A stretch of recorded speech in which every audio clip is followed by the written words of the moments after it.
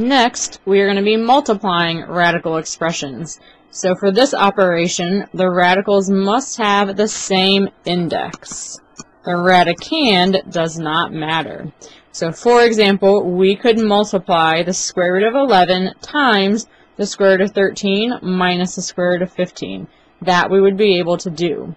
So if you look at example 4, we have 7 minus the square root of 8, and it's squared. So that is essentially saying to take 7 minus the square root of 8 times another 7 minus the square root of 8.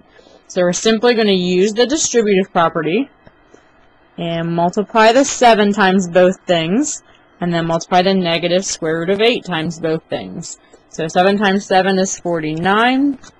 7 times the negative square root of 8 is negative 7 square root of 8. And then we have another negative 7 square root of 8 from our two inside terms. And then we'd have minus the square root of 64. So since square root of 8 has the same index, you just multiply the thing underneath the radical, or the radicand. So to simplify this, we can combine our like terms, giving us 14 square root of 8. And our 64 square rooted is just 8.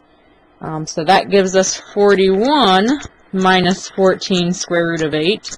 And technically we're not all the way simplified because 8 has a perfect square in it. We can break that down into 4 and 2. And we know what the square root of 4 is. That's 2. So this really turns into 41 minus 27, or 14 times 2, square root of 2. So that would be your final answer there. And example 5 will be saved for class time. And example 6.